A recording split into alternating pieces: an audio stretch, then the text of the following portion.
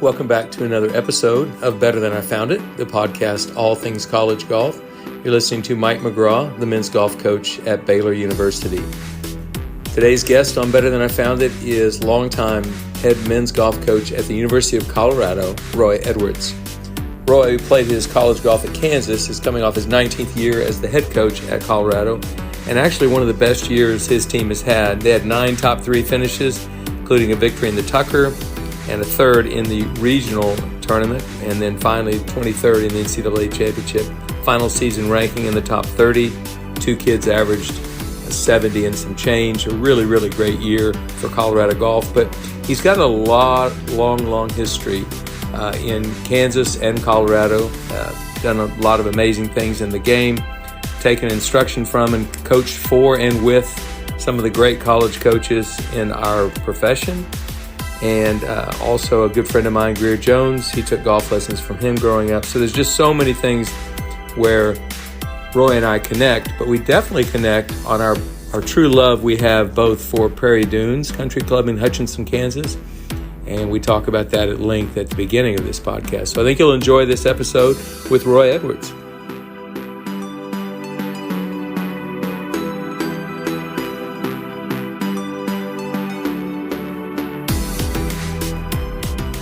All right, Better Than I Found It faithful. Let's welcome University of Colorado head coach Roy Edwards to the podcast today. Roy, it's a real pleasure to have you as my guest today. Thank you.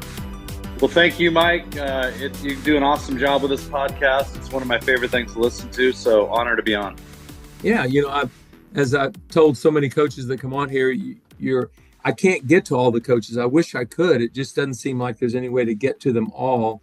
And I've thought about you literally since when you guys joined the Big 12 conference. I thought I need to make sure I get all the new Big 12 conference coaches, and I haven't. But really, you're not a new Big 12 conference coach. You had a lot of history with the Big 12 way before the Pac-10. Yeah, we were here, and then and I was at some other places, and then we left, and now we're back again. So you are back. It's a great to have Colorado back in the conference. I got to tell you, it's great. But I'm going to start this podcast just by jumping right in, diving in to something that you and I both have in common, and that is a true love for Prairie Dunes Country Club in Hutchinson, Kansas. There is just truly one of the most special golf courses in the country. I've heard a lot of really expert type people in the world of golf talk about how the green complexes are some of the best in the United States. And I grew to love Prairie Dunes in my adult years when I took golf teams there and coached golf teams. But you've got a very different history with Prairie Dunes. Talk about that.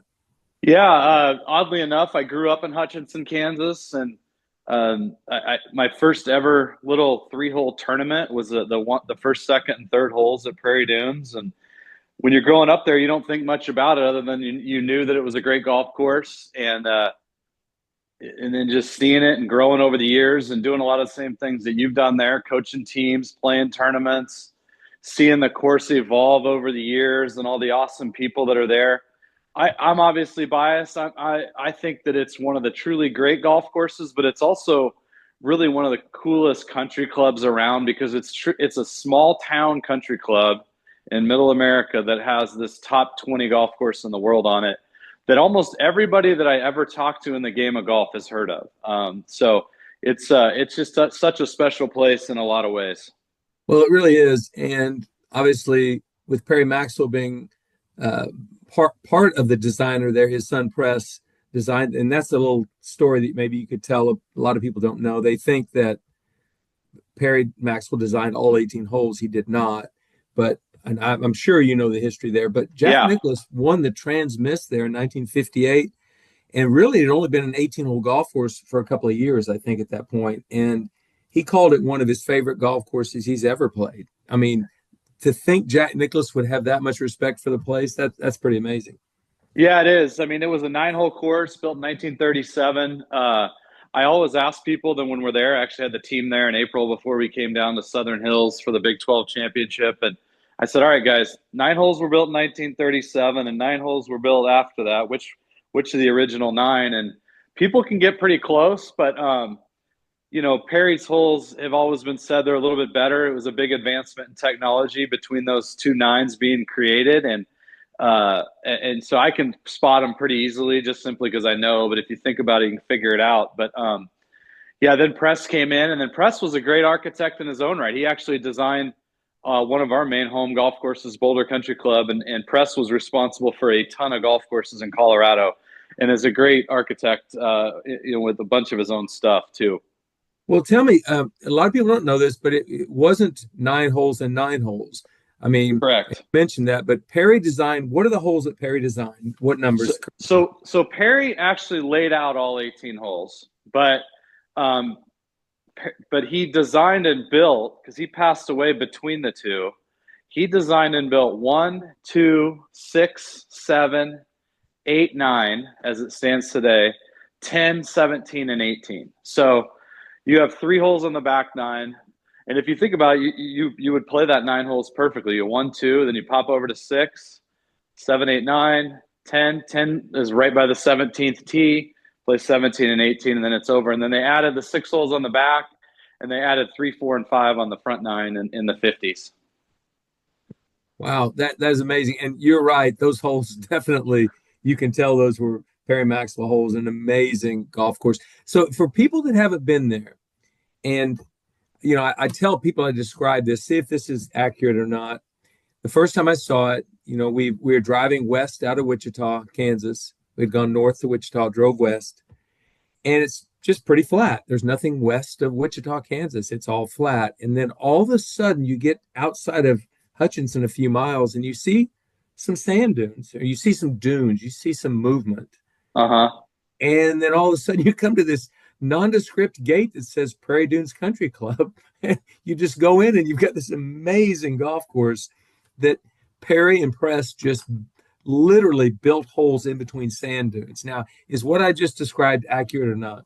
Yeah, it's 100% accurate. And if you can kind of notice that there's sand dunes exist all over the central U.S. I mean, that's how all these golf courses in eastern Colorado and Nebraska have been built, and they were kind of the first one. And it just kind of blows you away. And we had a similar situation. So Derek and I, our assistant coach Derek Tolan, were driving our team, and we drove from Boulder to Prairie Dunes, and we showed up about 5:30 at night. This was in April with our team, and it was about 70 degrees, and the sun's kind of starting to set. And we pull in there, and they get out of the car, our team, like, what in the world is this?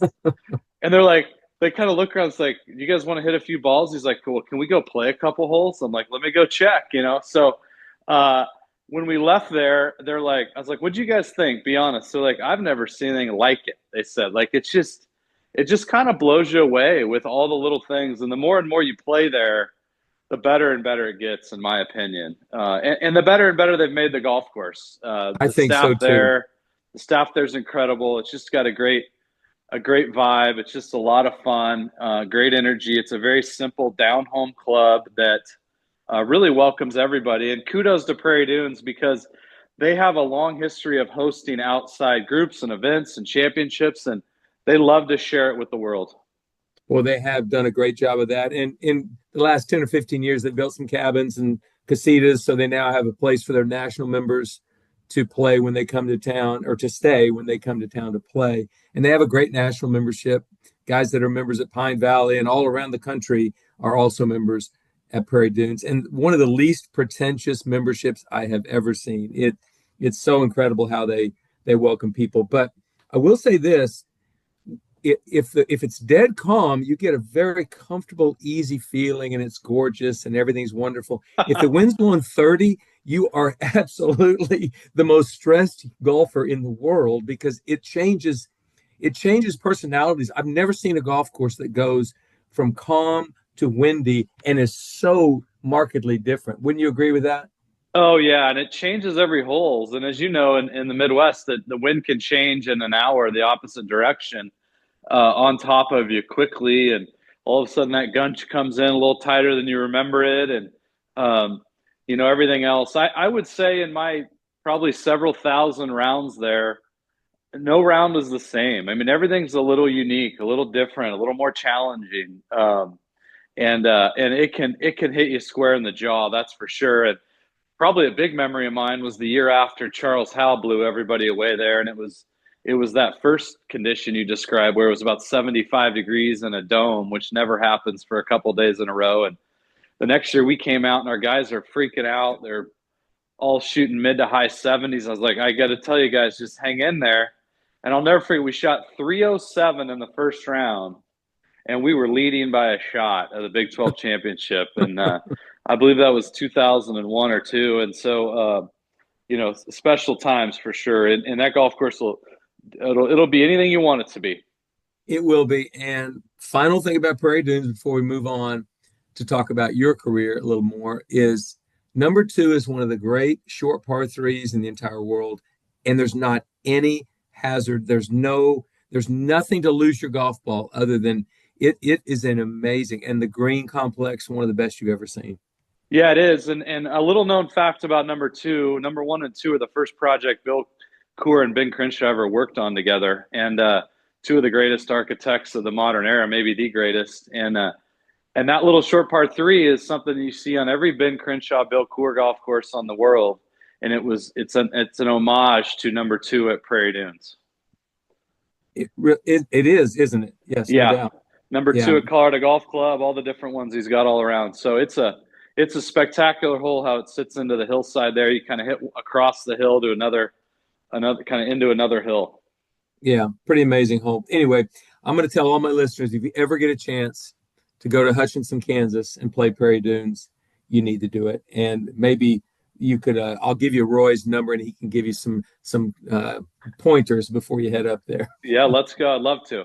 All right, perfect. Well, 2 people that influenced you in those early years when you were growing up at Prairie Dunes, one was hanging around Hutchinson a lot, and the other was in Wichita. But let's talk about your high school coach, Rusty Hilst, who's I know been having some health problems in the last year or so. But talk about Rusty, his influence on your game as you grew up.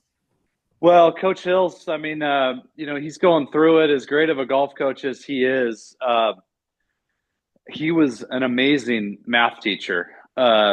He's in the Kansas Teachers Hall of Fame as a math teacher. He was probably the greatest teacher I ever had from a school standpoint. And just as a golfer, carried an amazing amount of respect. When we talk about giving back to the game, I mean, I think of Rusty Hilst and what he means to all the players that he had and the players that have come through Hutchinson, not just Hutchinson High School, but everywhere. I'll never forget when I got kind of the tap on the shoulder when I was 13 to be able to play in his group at Prairie Dunes with all the big boys and everybody that had won all the club championships for the last 40 years, and what that meant. And like, okay, I can take my game to the next level.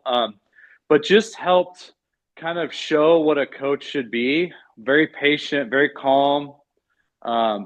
If people didn't understand something, he just would keep explaining it to them in a calm way. Something I need to remember a lot as a coach, a lot more. And just was a great lesson. Like, you just keep talking, keep explaining, keep going through things. And then he dedicated his life to the game of golf, Kansas Golf Association and everything else. And so, what an amazing role model to have close by my heart in my life. Yeah, and Rusty, you said gave back to the game. All these years we've gone back for the Big 12 championship. He's always been a part of the games committee who has set hole locations, and he understands how to make Prairie Dunes a lot more interesting. I will tell you that. He's always done a great job of making the golf course really, really be tough, and I've always enjoyed that. But Rusty's a great guy.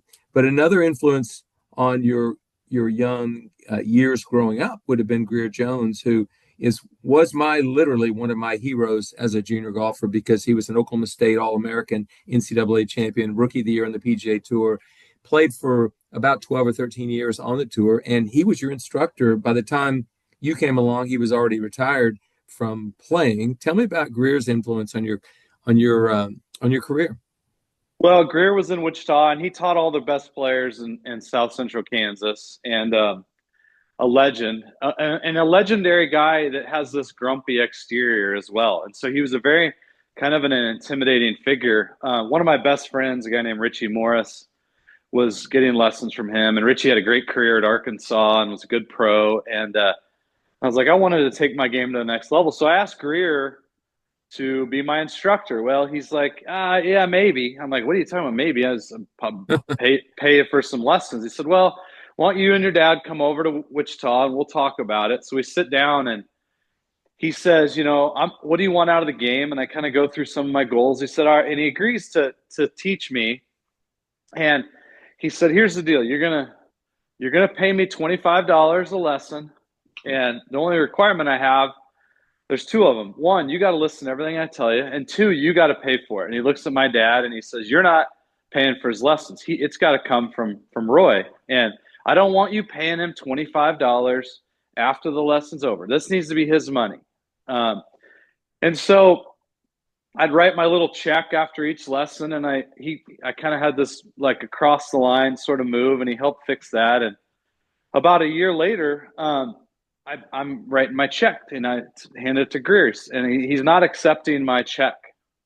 I'm like, I think I have been fired as his pupil. And I'm like, I have messed something up. And I'm like, well, you're not going to teach him anymore? And he looks at me and goes, no. He goes, I'm going to teach you, but from here on out, you don't have to pay for it. What I've asked you to do has been really hard. I can tell you care about it. You've worked incredibly hard. And from here on out, you just call me and let me know when you need any help. And I'm never going to charge you again for a lesson. And like more than anything, that actually, obviously there's a great lesson there, but what it taught me and gave me was an incredible amount of confidence in myself. Like, you know what, like if you do things, you can, I did something that I know Greer, if he tells you to do something and you do it, like he's asked you to do something at a high level. And so you've accomplished something. And so that was something that really stuck with me. And, so you created an environment around people, Greer did, that just, of toughness, of confidence, of short game, of attitude, of giving back to the game, like all of it. And, good, bad, or otherwise, Greer has absolutely no filter on what he's saying. He's going to be direct and to the point, and it's very refreshing, and it was a huge help in my life, that's for sure, and has long been a kind of a staple of how I try to approach coaching the game as well. I'm really glad you described that and how your experience was with Greer. I had so many experiences like that with him, although he was not my instructor, but I would always ask him questions when I was a young assistant coach at Oklahoma State. I remember Mike Holder didn't talk about any player or coach in true reverence, or very few people, like maybe Scott Verplank or maybe Willie Wood or Bob Tway. Maybe some of his best All-Americans, he might do that. But it was pretty rare when he talked that way about a coach. And he talked that way about Greer Jones all the time. And he told stories about Greer being on the golf team and how Mike was a freshman and Greer was a senior and he looked up to him and all of that. But anyway, I digress, but only to say that Greer, yes, he comes across rough and gruff and a tough exterior. He's really a great dude. And oh, yeah, he's amazing. He's amazing. And I've never heard anybody that took golf lessons from him that didn't look back and say, wow, all he was teaching me. And he didn't say that much, but everything he taught me was life-changing. And it sounds like to me he had that effect on your career as well. Yeah, he did. And I in our profession as golf coaches, there's not even a close second place. He's the greatest player and coach in the history of college golf. People don't really realize they didn't even get into coaching golf until he was 50 years old. And just a special, special guy and made something out of a program that wasn't much, honestly, at Wichita State as a coach. Just an amazing person, and cannot learn enough from him. I agree. And when I was at Oklahoma State and people, I would tell a young man, I'm so sorry, I just don't have a spot for you. He'd say, well, do you have any ideas of coaches? And I would mention coaches, but I always mentioned Greer. And they would say, Wichita State, really? And I'd say, if you want to get better, only if you want to be challenged. That's the only reason I would say go there. He's absolutely going to change your golf career. And he made something out of literally nothing. And I mean, literally, just what Greer Jones did for the game of golf and certainly college golf was amazing. And you said it, we've had great players like Mike Small is a great coach. who's also a great player. But Mike never won on the tour, and Greer did and won 3 times and played a long time. To think that you had that as an influence on your game, that's pretty impressive. Yeah, it's very fortunate. I don't think I totally realized how lucky I was, but just a special guy, that's for sure, at every level. Absolutely. Then you went to college and you played at Kansas for sort of another coaching legend, and that is Ross Randall. And Ross was actually a great player as well. He played the tour basically from the late 60s to the mid 70s full time. I think he played in 173 events, made the cut 64 times, had probably 10 or 15 top 25 finishes. So he never won on tour, but he was a really good player. By the time you got to Kansas, he was retired from playing. Talk about playing for Ross, who was also a legend, and anything in his coaching style that might have affected the way you coach today.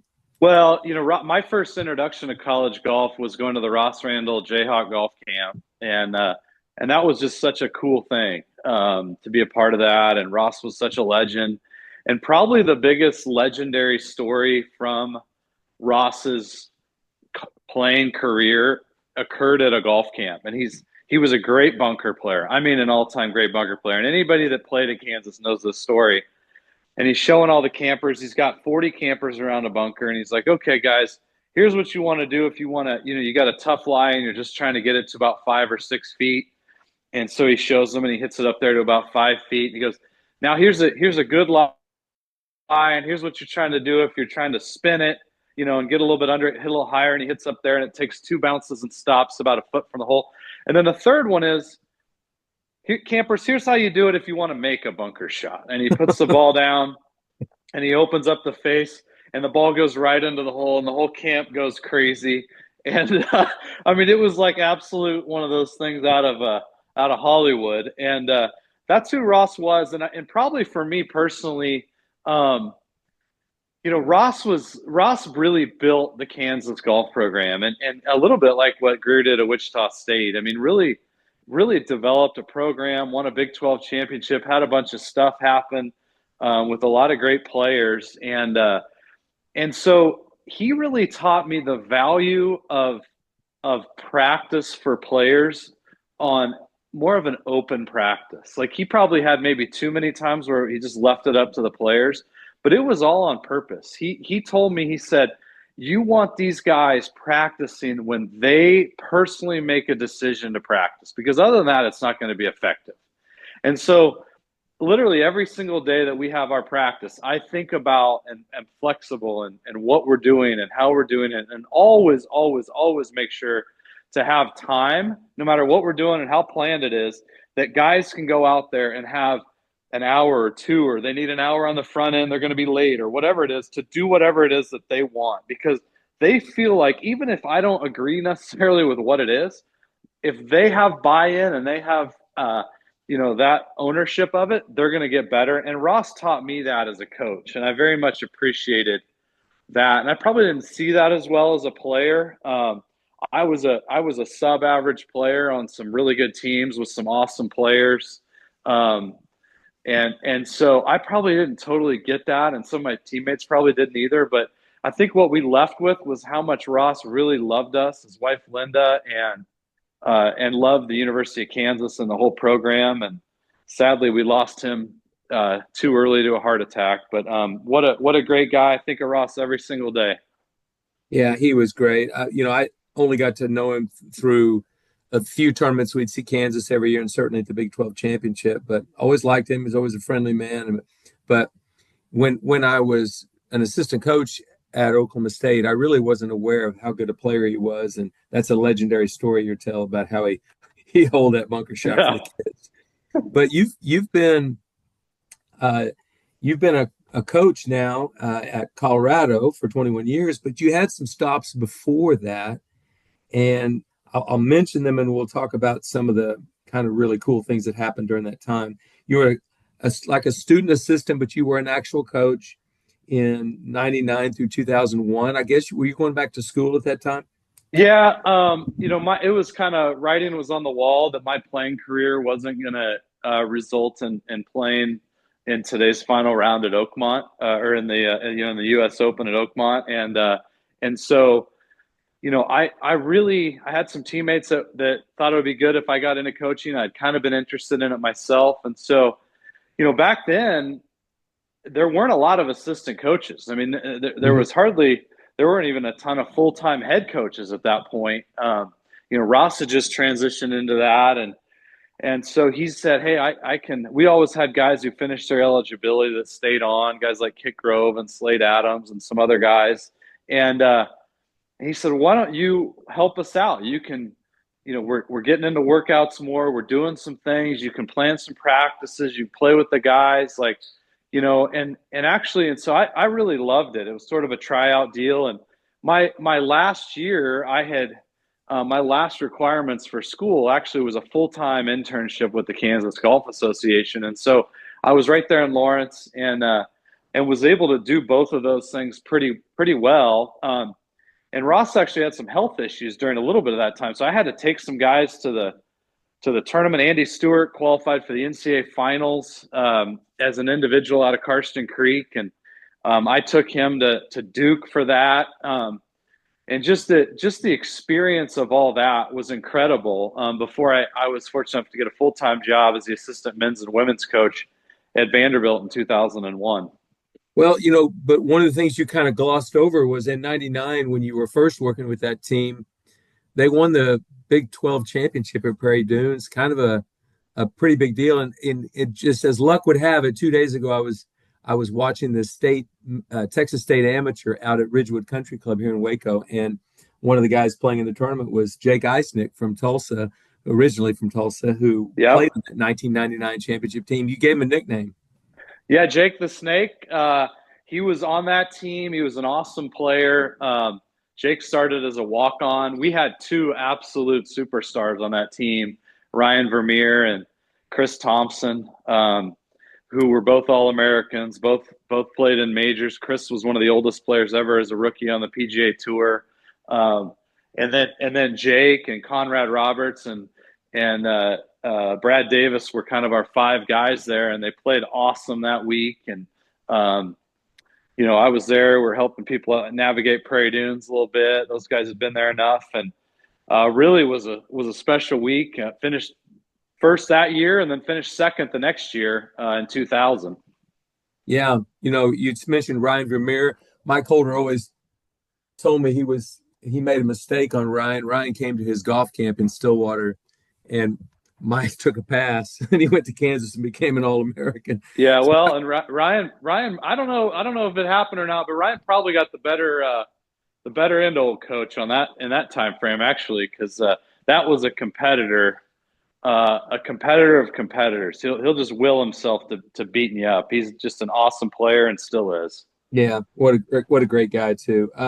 Listen, you mentioned Vanderbilt, so you went to work there, and you got to coach Brant Snedeker, and that must have been a special experience. But I'll add to that, you went from there to Kansas, back to Kansas, assistant men's and women's golf coach, actually an assistant coach there at the time, and Coach Gary Woodland. Now, what's interesting about that, coaching Snedeker at Vandy and coaching Gary Woodland at Kansas, you're the only coach in NCAA history who coached a future FedEx Cup champion, Snedeker, and a future major champion, Gary Woodland. Now, Tiger Woods was both of those, and there's been some others, but literally to be two different guys, you're the only coach that's ever done that. That's kind of an interesting stat.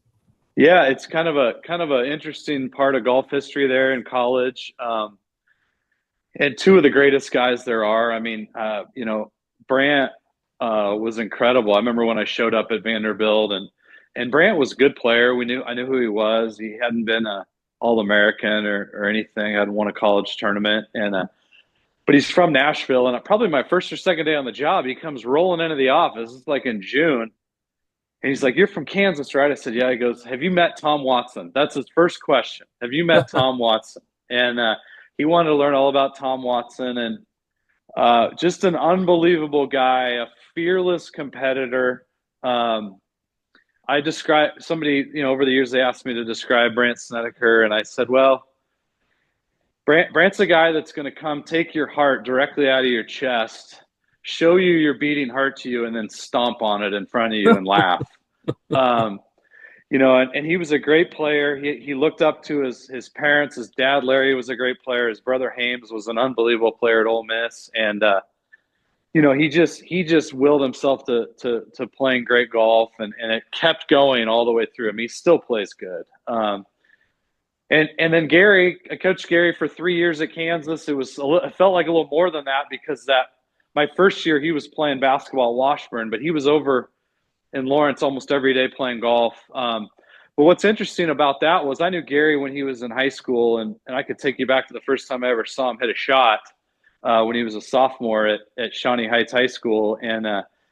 But Gary plays basketball for Washburn for a year. Well, his first ever game was an exhibition game against the University of Kansas in Allen Fieldhouse. And I was watching. I talked to his dad, Dan, at the game, and watching that game. And he comes into the game at like the under 12 timeout, and he's got to guard Kirk Heinrich. and so Gary, I'm watching. I remember this like it was this morning. And so Kirk Heinrich, who ends up being the 8th pick of the draft, I think that next year by the Chicago Bulls, is going to his offhand, his left hand, and Gary 2 times in a row down the floor, the only way he can stop him is foul him.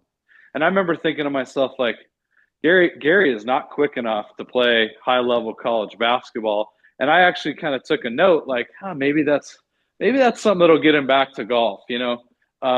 Ross was really the only guy that really actively recruited him in high school, and he even says that. And a side funny fact is Gary has 6 season tickets to Kansas basketball, and they're about 10 feet from where that occurred against Kirk Heinrich on the left wing of the south goal there at Allen Fieldhouse. He's got front row seats right there. So full circle to an incredible career, that's for sure. And one of the all-time great people. He's truly a great, great guy. And what you see on TV is really honestly what you get. Very beloved figure in the game and in Kansas. Yeah, and you got to coach him. That must be a good feeling. And by the way, before we get past it, watching a game in Allen Fieldhouse is truly amazing. I've done it one time, and I would do it again. That's a great place to watch basketball. Sure is. It's one of the great, athletic venues in the world, and just a special spot. Folsom Field, Allen Fieldhouse, Cameron Indoor, Wrigley. All of those are pretty amazing, and a lot of other ones too. Yeah. Well, thanks for the information about Brant and Gary. I think they're both class acts and great champions, and still playing well today, obviously. But so 21 years after that second stint as an assistant at Kansas, you got the job at Colorado, and you took over for Mark Simpson, a well-respected and sort of legendary coach as well. But you became only the 3rd all-time coach in Colorado history. I think so. You're the 3rd coach full-time. I've got to think Oklahoma State's had 4. But most programs that have been around 75 or more years have had more than 3 coaches. That's pretty good. And you are continuing the tradition of long-standing, tenure at the school. So did you expect it to last 21 years? You've got more in front of you. Well, I mean, I grew up in Kansas, but always had an eye to Colorado. I mean, Colorado is such an amazing place in general.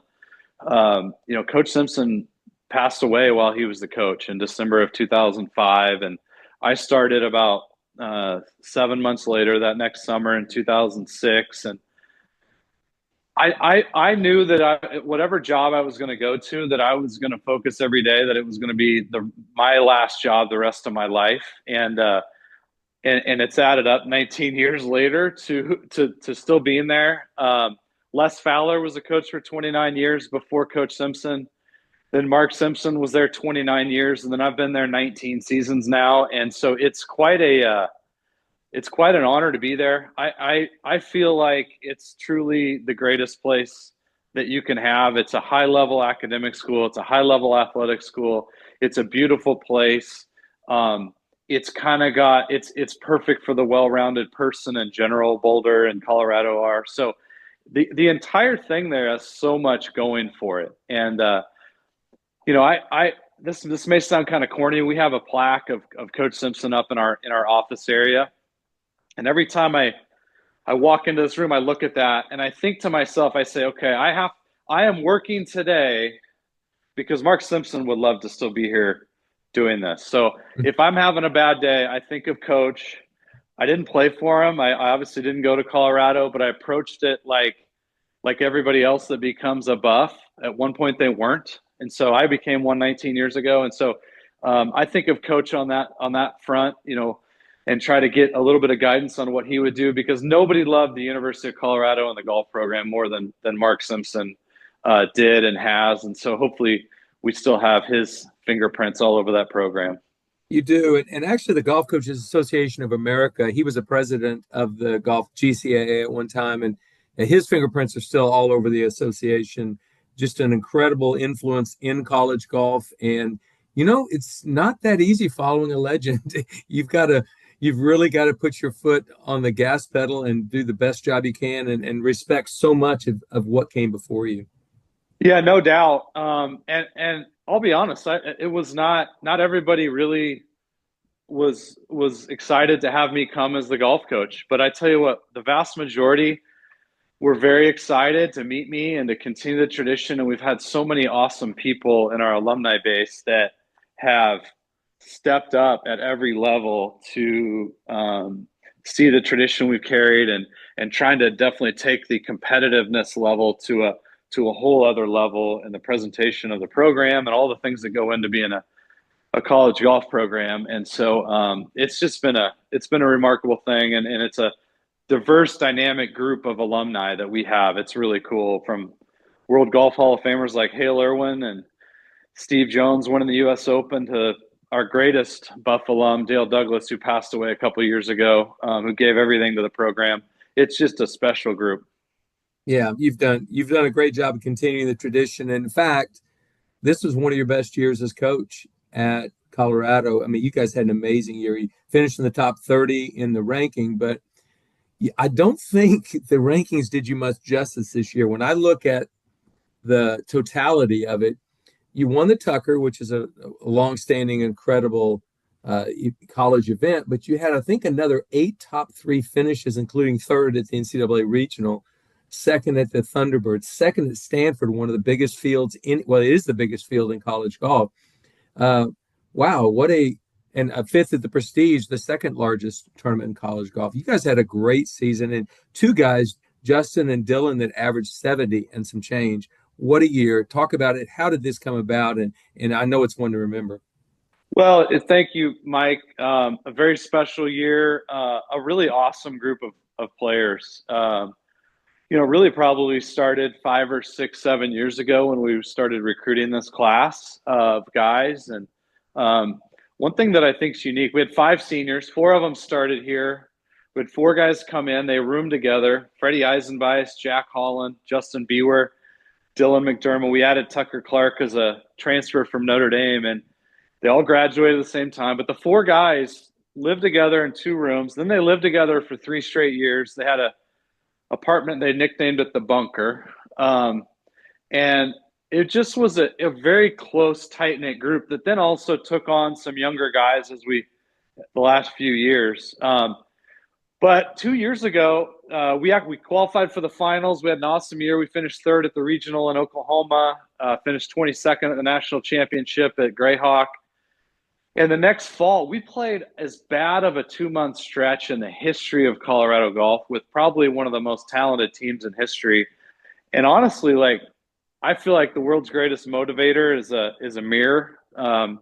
And you look at that thing and you can find all your problems in that mirror typically, and well as your solutions. And so, it gave us a really good opportunity to take stock of our attitude, our work ethic, what we were doing, how we were approaching things.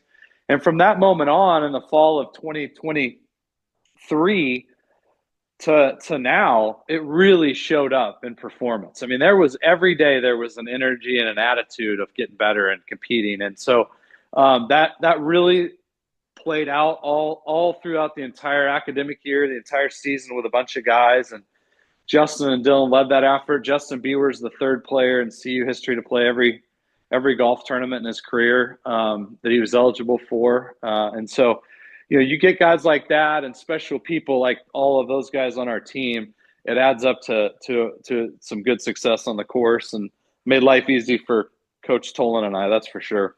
Yeah, what a season. I got to we had probably one of our worst seasons we've had, and you just spoke of that it was a bad 2 month stretch. I feel like we're coming out of that here at Baylor, going to be really, really good this next year. Excited about that. Most of the time, it comes right down to, you just said it. I've never heard it put this way. The world's greatest motivator is a mirror, and I've had to look directly at myself over the last several months to try to figure out some things that I think we could do better. We're going to do it. And I feel that. So thanks for the encouragement there, and congratulations again on a great season. You got to keep it going, right? Yeah, absolutely. And that's the other thing. Like, we've got some good pieces coming back. We got some good players coming in, and it gives you an opportunity to look at it all. How are you going to build next year's team and teams down the road? And that's the exciting thing about college golf and coaching is there's always something. You never have it all figured out. Things are never perfect. There's always an issue to deal with, and so you're always trying to piece it together. And now we can talk to the 2027. So there's that whole thing going on, and it's time to keep moving forward. Yeah, 27s. They're getting a bunch of phone calls, emails, and text messages today as we speak. Yep. So you mentioned Derek a moment ago, Derek Tolan, who I remember the very first time I ever saw his name. He was a 16-year-old qualifying for the U.S. Open. I remember that. He ended up coming to Colorado and played.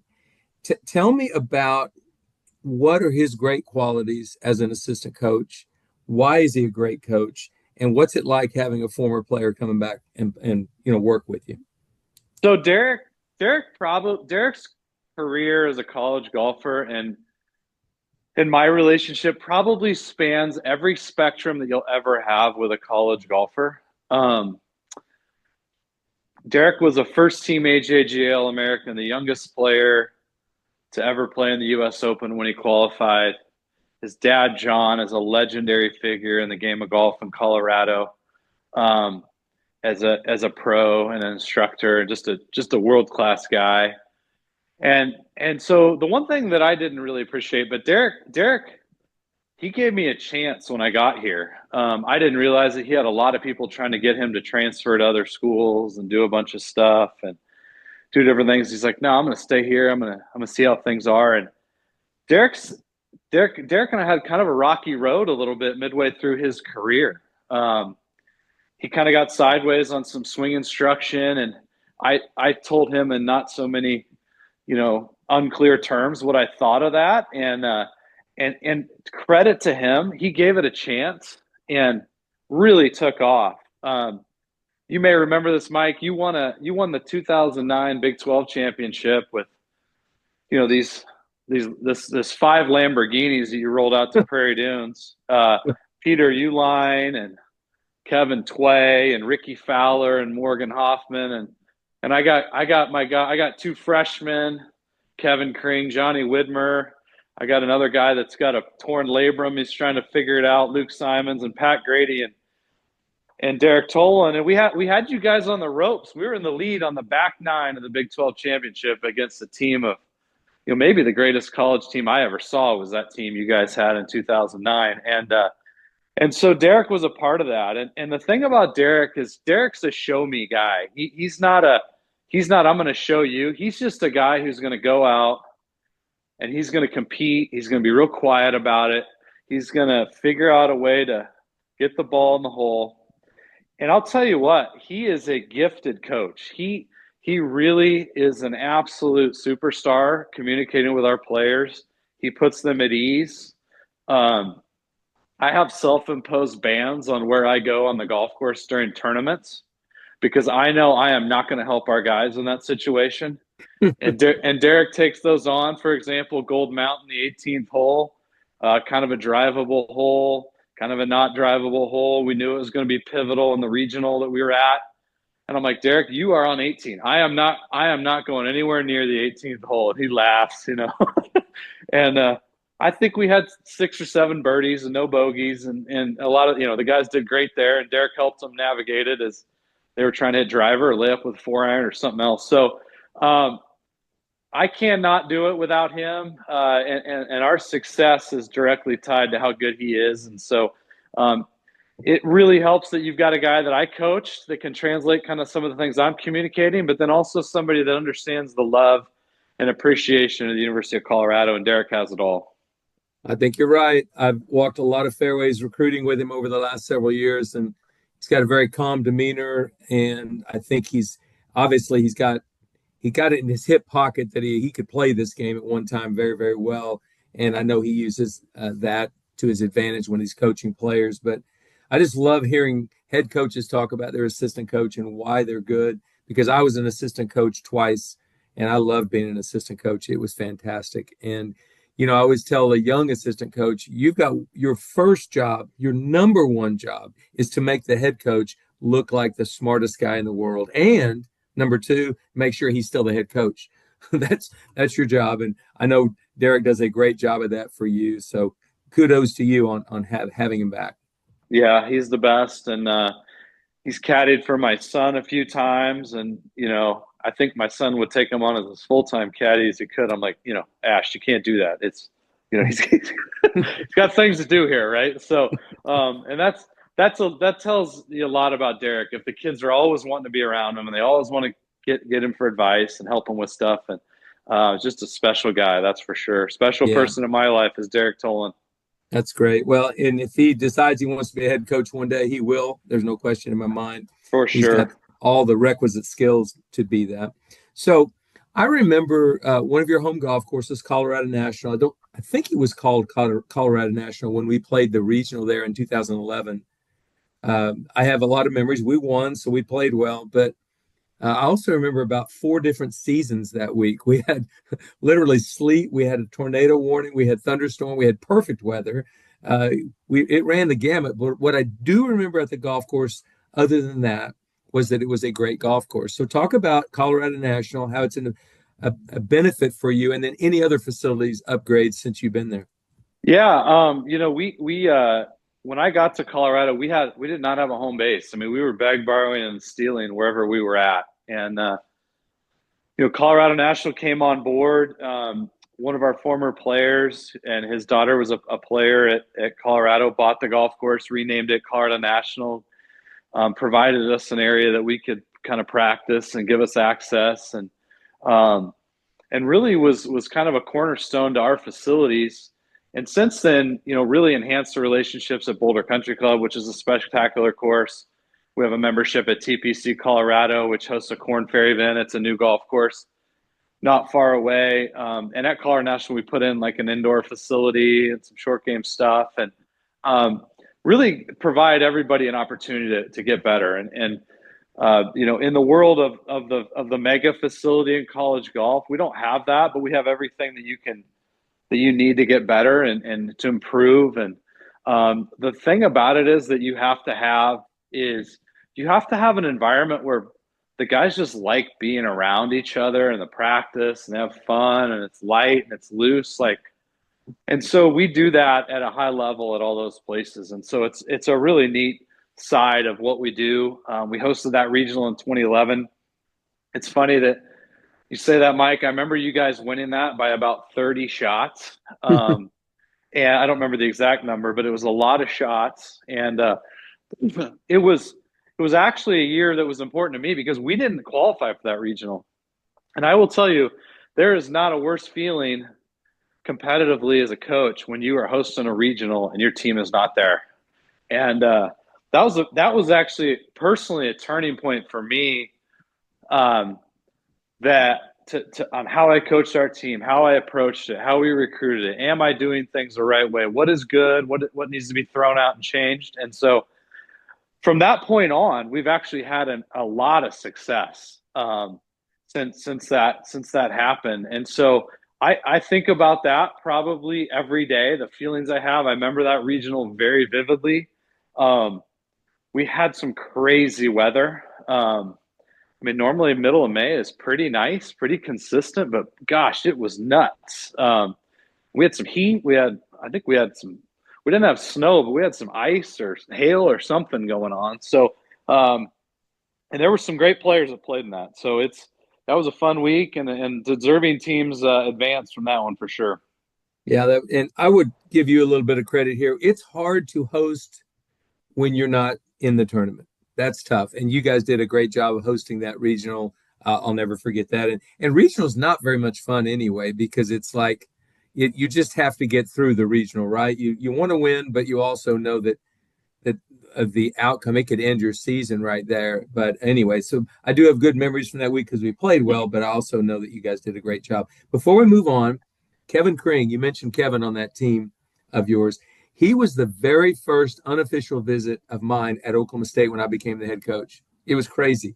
I got the head coaching job, and one day later, I get a call from a kid, and it's Kevin, and he's driving through to go to Oklahoma City to play in a tournament. And I gave him probably 3 or 4 hours, and I'll never forget. And I got to know Kevin when he was in college. Great kid. Still keep in touch with him occasionally. Really good guy on the team. Yeah, Kevin was awesome. He was one of my very first top recruits. He would have walked around the world to play for you in Stillwater, Oklahoma. I can tell you that, Mike. Or anywhere you were at. He very, very looked so up to you. But Kevin actually was at the Big 12 championship at Southern Hills. He was out there. I don't know if you popped in and saw him. He came down to Norman 2 years ago when we were there for the regional. And so, awesome to see him doing well back in Springfield and really thriving. Yeah, good dude. He always likes to be able to tell people that he was the first unofficial visit in my career. So I'll never forget it, Kevin. Yeah, no doubt. He would have stayed if you'd have let him. No, I didn't kidnap him. I probably should have, but anyway.